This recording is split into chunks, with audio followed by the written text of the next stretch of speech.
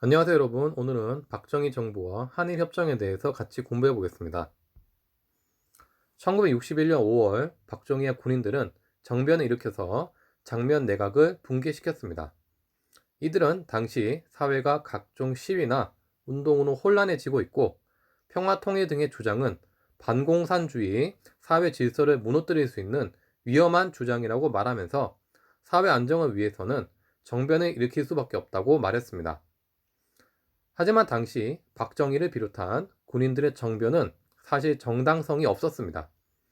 이에 이들은 국민들에게 인기를 얻기 위해서 부정축제자와 조직폭력배를 대거 처벌했고 민생 안정을 위해서 농어촌 부채 탐강 등의 조치도 취했습니다.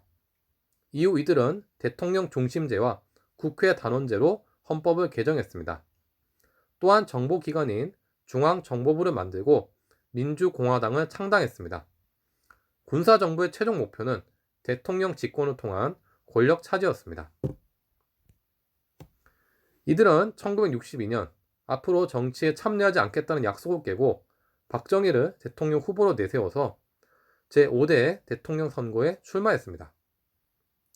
결국 2년 가까이 정치활동을 못한 다른 후보들과는 달리 2년이 넘는 기간 동안이나 준비를 거쳐서 대통령 후보로 나왔던 박정희는 윤보선을 누르고 대통령에 당선되었습니다.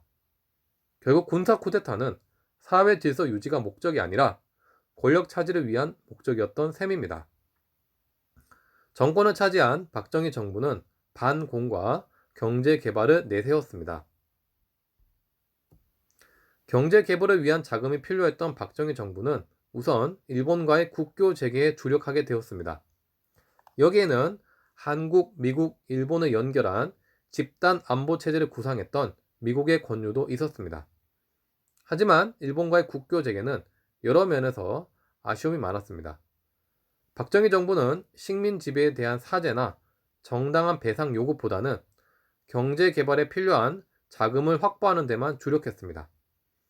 한일 국교회담의 내용이 타회에 전해지자 국민들은 1964년 6.3 시위를 진행하면서 정권 퇴진 운동을 벌이기도 했습니다.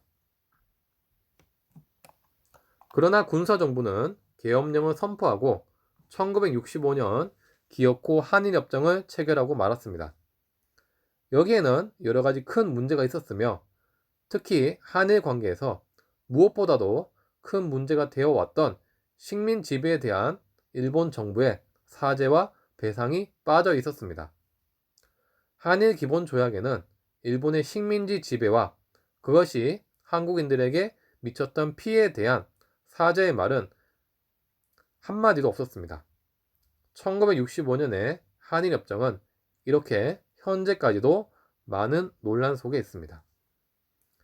박정희 정부의 경제개발 자금은 베트남 전쟁을 통해서도 확보되었습니다. 당시 미국은 명분 없는 베트남 전쟁에 참여해서 국내의 반전 여론 때문에 미국의 청년들을 전쟁에 계속 보내기가 어려웠습니다. 이에 박정희 정부는 베트남 전쟁의 국군을 파병하는 대신 브라운 각서를 체결해서 미국으로부터 기술 원조와 차관 제공 등을 약속받았습니다. 하지만 베트남 파병으로 인해 수많은 국군 장병이 희생되었고 이들은 지금도 고통을 겪고 있는 상황입니다. 한편으로 한국 군인들이 이 베트남에서도 많은 민간인들을 학살시키는 그런 일도 발생을 하게 되었습니다. 박정희 정부 때 경제 성장이 많이 이루어졌던 것은 사실입니다. 하지만 이런 경제 성장에는 제대로 된 명분을 찾기 어려운 굴욕적인 한일협정이나 베트남 파병을 통한 우리 장병들의 희생이 포함되어 있었다는 사실도 결코 잊어서는 안 되겠습니다.